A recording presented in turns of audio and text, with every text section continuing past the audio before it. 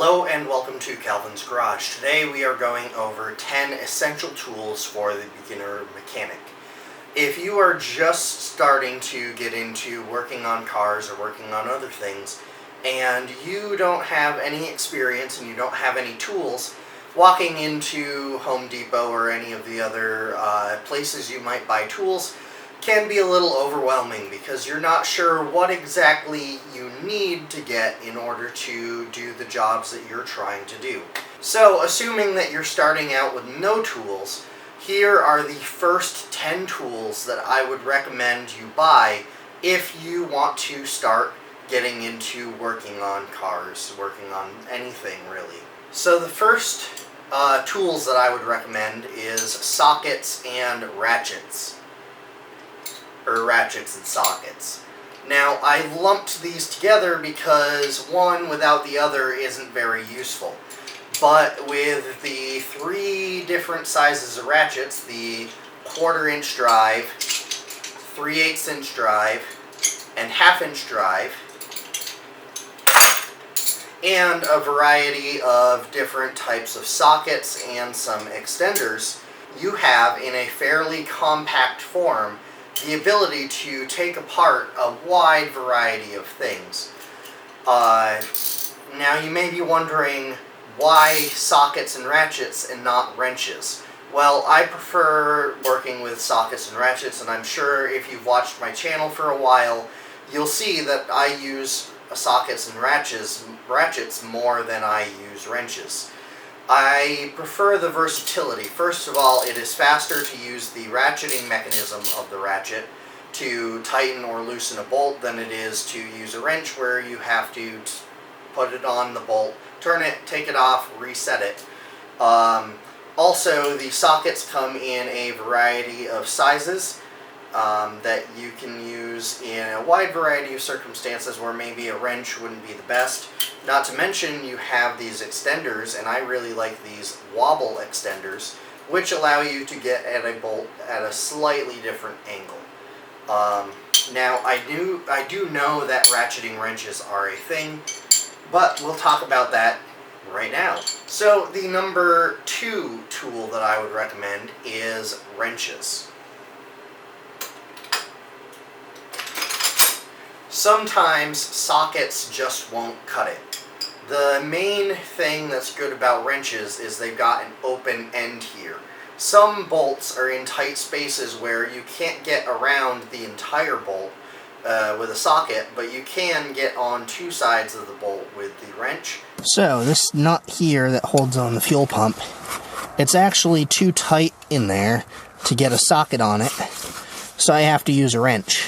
And be able to take things off. Also, if you're working with any kind of pipe fitting, the wrench can go around the pipe, whereas the socket, you can't really do much with it. Now, when I do use wrenches, I tend to use these ratcheting wrenches, so they've got the ratcheting mechanism, so it does make it a lot faster. However, the problem with these ratcheting wrenches is this part right here is super thick. So if the bolt is in a very tight spot, there's stuff around it, sometimes you can't get this end of the wrench on there. So that is why a wrench that does not have the ratcheting mechanism it's usually thinner on the end here, so it can get into those tighter spaces. Now, you don't have to get a complete set of every single wrench in every single size. So I would recommend focusing on just the common sizes, 9/16, 1/2 inch. I actually tend to carry around in my toolbox 2 1/2 inch wrenches because 1/2 inch is just a very common size, and a lot of the time you'll need to use 2 wrenches to take off a nut and a bolt that are paired together. Now you can do the same thing with the socket. You can use the ratchet and socket on one side and the wrench on the other side, but sometimes having 2 wrenches is nice, but I only do that for the 1/2 inch because it is such a common size. So 1/2 inch, 9/16, maybe 3/4, definitely 1/4, 5/16, 7/16. Those are the most common sizes in standard, and then for metric, the most common sizes are 10 millimeter, 14 millimeter, 16 millimeter. Usually you can get by with just those wrenches, especially if you have a complete set of sockets. The third most important tool, and these are kind of in order but not necessarily so the order isn't as important, but I would recommend you having all 10, is a screwdriver set. Now, you can get an adjustable screwdriver set like this, and what's nice about this screwdriver set is you have a wide variety of different heads. You even have Torx heads and Robertson heads, along with the various sizes of Phillips and regular flat blade heads. And this screwdriver set even comes with some very small screwdrivers as well. So it gives you a lot of versatility in a small package. However, the barrel of the screwdriver on an adjustable screwdriver is thicker than it is on a regular screwdriver, and so sometimes if the screw is recessed, you can't get the barrel of the screwdriver down into where you need it to go, and so then the screwdriver is pretty much useless. The other option that you have is to get a dedicated screwdriver set. What's nice about these is you have the thin barrel so that you can get it into where it needs to be, and I like how the handle feels better. So you can get one or the other, or you can get both. It's really up to you. Number 4, and this is where the first 3 are definitely in order, but after that the order doesn't really matter as much. But next on my list for recommended tools is pliers. Pliers come in a wide variety of shapes and sizes, and each have their very specific purposes. But for the beginner mechanic, I would recommend getting 2 pairs. One pair of lockjaw pliers and one pair of needle nose pliers. The lockjaw pliers provide a wide range of different sizes where you can grip an object, and they are generally just good all-around pliers. And then the needle nose pliers are really nice for getting into tight spaces. And most needle nose pliers also have a set of wire cutters on them that can be useful, although for a beginner mechanic, maybe not as useful. But with these 2 pliers, you have a wide range of things you can do with them. Now, as you gain more experience, you can benefit more from the added dexterity that comes from getting other special types of pliers. But for the beginner mechanic just starting out, I would just recommend getting 1 pair of these and 1 pair of these and calling it a day. In the days of cell phones and roadside assistance, and many cars not even coming with a spare tire anymore, being able to provide your own roadside assistance to fix your car on the side of the road is kind of a lost art. However, if you can handle basic car emergencies yourself, you can save yourself a lot of time and money, and you'll be ready if you ever break down somewhere where you don't have cell phone reception. I would recommend that you carry either a portable jump box like this, or a set of jumper cables in your car, or you could carry both. The good thing about the jump box is that it is battery powered, and you can use it to jumpstart your car without having to have another car there to use to jumpstart it. So this is, one person can operate it, you only need the one vehicle, and then you're all set, you can drive away. However, the cons of this is, number 1, you have to make sure to keep it charged. You have to check the battery and make sure you charge it periodically, because otherwise the battery's going to be dead when you go to use it. The other con with this is it is kind of bulky. It takes a lot of room in your truck. Now, what's neat about this is it comes with an air compressor and a flashlight as well. So this is kind of more useful, although you can get smaller jump boxes that don't have those extra features. What's nice about jumper cables is that they are much more compact. So even in the box, they are very compact, but if you were to take them out of the box, you could stuff them underneath your seat, you could stuff them in the corner of your trunk, and they are, for the most part, out of the way. However, with jumper cables, you need to hook the jumper cables to another battery in another car in order to actually jumpstart your car. And in my experience, if you carry around jumper cables, 90% of the time that you use them, you will be using them to jumpstart someone else's car. That will happen more often than you using them to jumpstart your own car. However, they're good to have, and they can get you or random passersby out of a jam. Speaking of batteries, when you first start getting into project cars, dead batteries are going to become a way of life. Which is why I would recommend getting one of these small digital multimeters.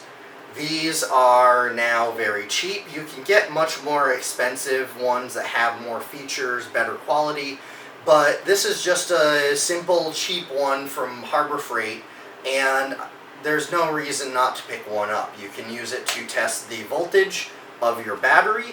When you turn your car on and it's running, you can check the voltage across the battery, and if the voltage is higher, like 14 volts, then you know that your alternator is working.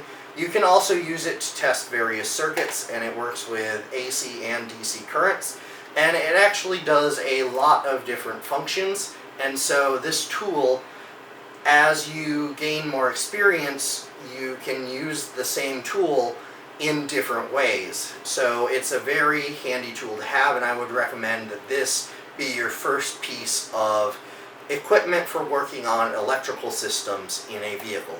Number 7, a hydraulic jack. A hydraulic jack, whether it's a floor jack or a bottle jack, will make tire changing so much easier, and many repairs require removing the tire or getting underneath a car.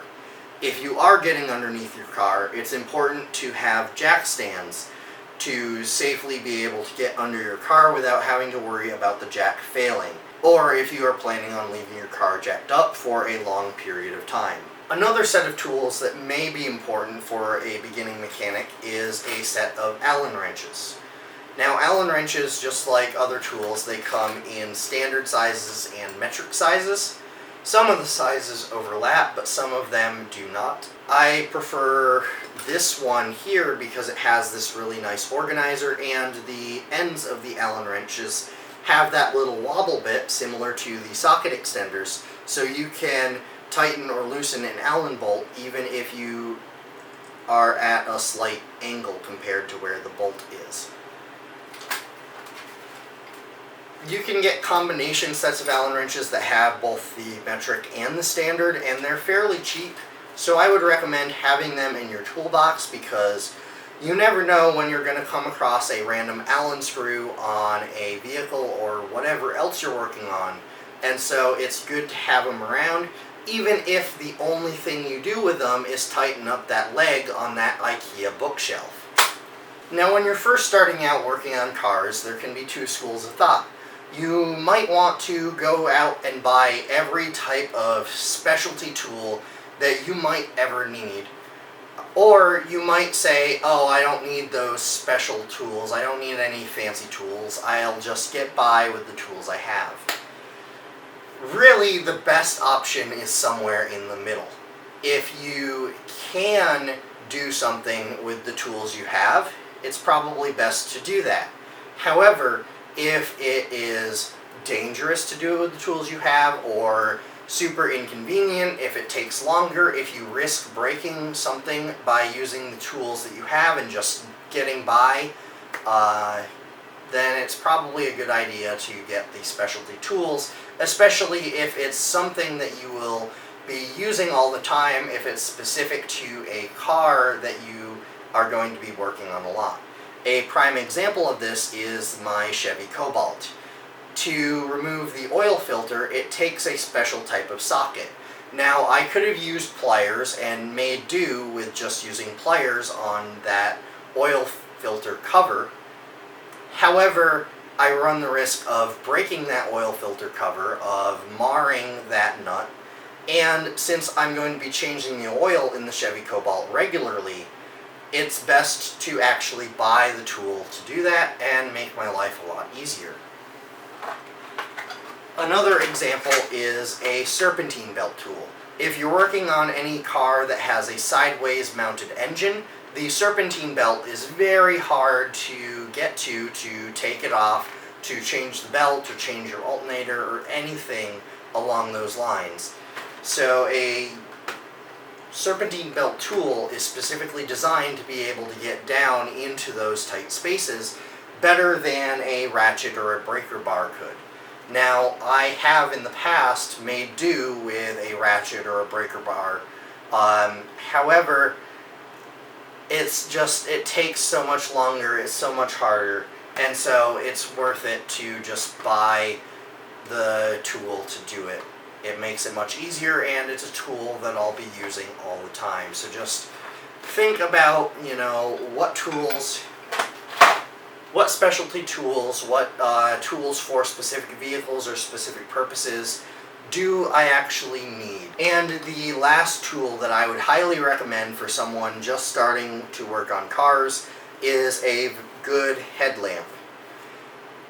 You need to be able to see what you're doing, especially when you're first starting out, but even as you gain more experience, you need to see what you're doing, and so a headlamp such as this, or any of the other ones, I really like this one because it's got a rechargeable battery.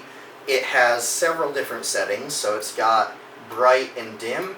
It's also got this true light feature, which doesn't wash out the colors of what you're looking at.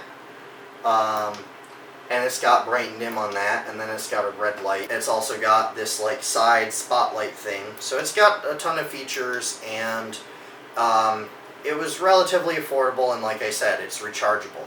I find that with headlamps, I am constantly replacing batteries, and then when I do replace the battery, the headlamp stops working. So I was very excited to see this rechargeable one, and so far it's worked out fairly well for me. But some type of headlamp will allow you to work on your car, to see what you're doing, and keep your hands free to continue to work.